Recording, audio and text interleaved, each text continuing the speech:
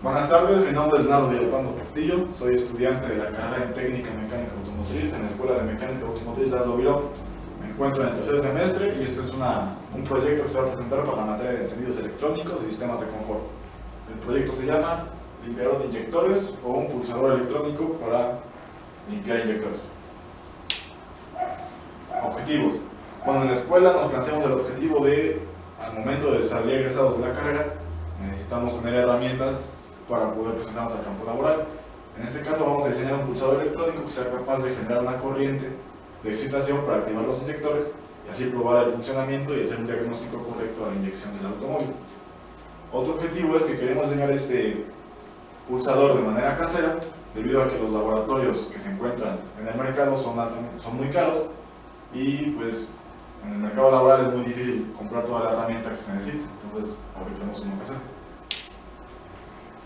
Materiales. Bueno, se debe hacer una fuente de voltaje. Teóricamente, porque este video va a ser la explicación teórica, se maneja una fuente de 12 volts, pero como sabemos el coche se maneja entre 12 a 12.6 volts, entonces puede ser variable, pero en ese rango. Tres resistencias de 1 kΩ, un potenciómetro de 10 kΩ, un circuito integrado 555, un LED, un transistor TIP31C y un relevador a 12 volts. Inyector. Bueno, para empezar tenemos que explicar qué es un inyector. Un inyector, pues, coloquialmente y normal sabemos que es el que, valga la redundancia, inyecta el combustible al automóvil. Pero, para entender cómo funciona hay que entender primero qué es un solenoide. Un solenoide es un circuito que tiene una bobina, que al tener la presencia de una corriente eléctrica, se abre o se cierra dependiendo del funcionamiento y permite el paso de ciertas sustancias, en este caso de gasolina. Entonces podemos ver aquí primero que es el sello del riel de conexión, pues tenemos un riel de inyectores, la entrada de combustible, aquí viene esto directamente de la bomba de combustible, que la bomba empuja la gasolina desde el tanque de combustible. Tenemos un filtro para asegurarnos, aparte del filtro de gasolina, tenemos un filtro dentro de los inyectores para asegurar que la gasolina no tenga porosidades y nos afecte el motor. Tenemos un conector eléctrico que donde va a venir la corriente eléctrica que viene desde los arneses controlados por la computadora. Tenemos la bobina donde está la parte del solenoide, que es lo que digo que va a sentir la corriente eléctrica y va a hacer que esto se va a disipar y va a permitir el paso de la armadura. La armadura es un tipo pistón que va a permitir bloquear o abrir el paso de la gasolina y la aguja simplemente se va a mover para controlar la inyección de la gasolina. Y bueno, tenemos el sello de conducto de admisión. Tenemos que tener bien selladas estas partes porque, como sabemos, entra gasolina y entra aire. Si no tenemos bien sellado, podemos tener una fuga y tenemos ahí un principio de que le falta compresión al motor. Bueno, aquí la parte, digamos, el corazón del circuito es el integrado 555. Primero, un circuito integrado es un circuito que contiene componentes electrónicos que sirven para un fin en común. En este caso, el integrado 555 lo usamos como un reloj. Un reloj electrónicamente es un dispositivo electrónico capaz de generar pulsos en un cierto tiempo, depende de una corriente que se le inserte, y que es un dispositivo de memoria. En electrónica se le llama como flip-flop, pero bueno, aquí no lo veremos de tal manera, simplemente es como un reloj. Y bueno, aquí podemos ver la arquitectura del integrado. Tenemos que en la pata 8 es la entrada de la corriente, 5 es la modulación de nuestra señal digital, que en un momento explicaremos, 3 es la salida, el reset, esa parte es muy importante, explicaremos el porqué, la descarga que se va a hacer, la tierra, que siempre tiene que tener tierra y alimentación en los circuitos, el disparo y la 3 que sería la salida. Ahora en un momento explicaremos el funcionamiento. Bueno, una señal digital. Aquí es el principio de lo que se hemos conocido en electrónica como los sistemas digitales secuenciales, donde todo se maneja por medio de señales de pulso. ¿Qué quiere decir que sea una señal de pulso? Quiere decir que va como aquí de 0 o 1, solamente se maneja de manera binaria. 0 es que hay señal, 1 que no, o más bien 0 que no hay señal y 1 que hay señal. ¿Qué quiere decir? Que estamos enviando corriente y que no estamos enviando corriente. Es lo único que es la señal digital. El 555 nos va a crear una onda de este tipo, que son ondas digitales. Si hay señal, no hay señal, si hay señal, y aquí es donde lo que les decía, la pulsación, que nos genera un reloj. Transistor.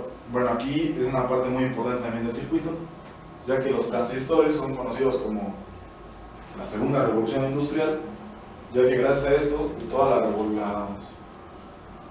la electrónica y toda la industria se revoluciona por ese simple semiconductor. El transistor es un semiconductor que es una resistencia, bueno, se traduce como una resistencia transferible. Quiere decir que entran dos descargas de corriente y va a tener una salida dependiendo de cómo la queramos. O sea, el transistor nos ayuda en parte de a rectificar, pero bueno, el rectificador más bien son los diodos, pues nos ayuda a controlar la corriente que entra en nuestro circuito. Y el capacitor aquí, el funcionamiento principal de un capacitor es almacenar carga para que nuestro circuito integrado, que hablamos hace tiempo, que era el 555, aún tenga alimentación y sea capaz de guardar la información necesaria para que funcione el circuito. Pero también lo que nos ayuda a los capacitores es a ondas de pico, donde hay mucho ruido electrónico, nos ayuda a estabilizar esas ondas y mantener la señal digital como se espera que era la señal cuadrada que les mostré anteriormente. Bueno, vamos a pasar a la parte del diagrama eléctrico, a la explicación. Tenemos una fuente de alimentación de 12 volts, pero puede ser una variación de 2 a 12.6 volts. Como sabemos, pues ese es el voltaje, el rango en el que se maneja un automóvil. Para eso necesitamos dos líneas, la línea positiva y la línea negativa. Entrando a la explicación de cómo se conecta el integrado, procedemos a que tenemos dos patas importantes que es la alimentación del circuito. Sería la pata 8, que es el VCC o la alimentación, la pata 1 que es el ground, tierra o negativo, como gustemos llamarle. Y bueno, aquí entramos a una parte muy importante que es el reset. Anteriormente les dije que les iba a explicar en este momento. Para entender el reset tenemos que explicar un poco de los sistemas secuenciales. Un sistema secuencial es aquel que genera una modulación cuadrada, o sea, una señal digital, como lo he explicado, basada en ceros y unos. Pero para que este sistema, como es un sistema de memoria, un dispositivo de memoria, un reloj, tiene basura antes de que actúe, porque, ¿cómo explicarlo? Necesita tener algo con lo que empezar para poder generar todo nuestro arreglo electrónico. Necesitamos un reset para borrar toda la basura electrónica, que ahí sí le conocen, y ya una vez que se borra toda la basura electrónica, ahora se empieza a actuar todo nuestro circuito. Siempre se conecta a positivo porque se dice que el reset se activa, se le da valor 1, o sea, la señal digital se le da un valor positivo, pero como les digo, eso es más parte de sistemas digitales y no se entrará a fondo a ese tema. La pata 8 va a entera junto con la 4 porque van los dos directamente a positivo. Tenemos la parte más importante que sería la 3 porque es, bueno, no la más importante, pero es la salida de nuestro integrado, es la salida de nuestro reloj, de la señal modulada que estamos generando. Pues después de eso tenemos el 2 que es el disparo, 6 que es la descarga y el 7 que es ¿cómo llamarlo? La parte que va a recibir, digamos, esos tres patas son la modulación que vamos a generar. Dependiendo de nosotros la variación que tenga nuestro potenciómetro. Como sabemos, un potenciómetro es una resistencia variable en la que podemos controlar la entrada o la salida de la corriente. O sea, qué tanta corriente va a resistir, bueno, va a entrar variándola. Nosotros variando esto, la modulación de nuestro circuito integrado va a estar en esas tres patas y va a ser la salida que entre. Ahora, entrando a la parte de la salida, que es el 3, es la parte donde dependiendo de la modulación que nosotros generemos, quiere decir que es el pulso. Si trazamos la curvatura, la señal digital, puede ser un ancho de banda más corto o un ancho de banda más largo.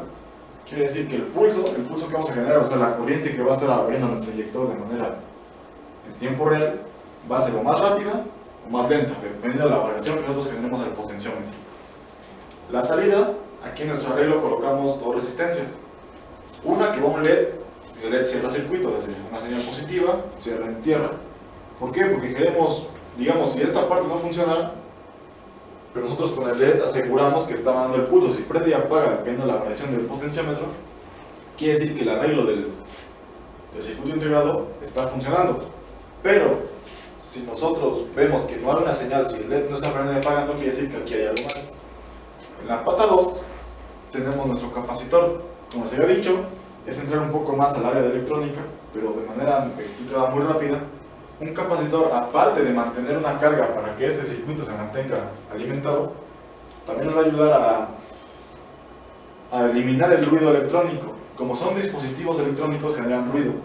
Ese ruido afecta a nuestra onda cuadrada y este capacitor de 100 microfaradios va a ayudar a estabilizar esa onda cuadrada y evitar que haya picos, que es el famoso ruido y que nos afecta tanto en lo electrónico. Teniendo, bueno, nuestra siguiente salida es una otra resistencia de 1 kilo que va a nuestro transistor. Le metemos también otra resistencia para proteger el transistor. Supongamos que en algún momento nuestro potenciómetro llega a fallar, entra una corriente directa y nuestra resistencia igual llega a fallar. O sea, esta resistencia igual protege toda la entrada de nuestro integrado. Pues si llegan a fallar estas dos, se llega a volar un integrado, pero no llegamos a volar los arreglos de aquí. Se llega a proteger esta parte. ¿Ok? Bueno, entonces tenemos el transistor que entra la señal a base, sale en el emisor y al colector.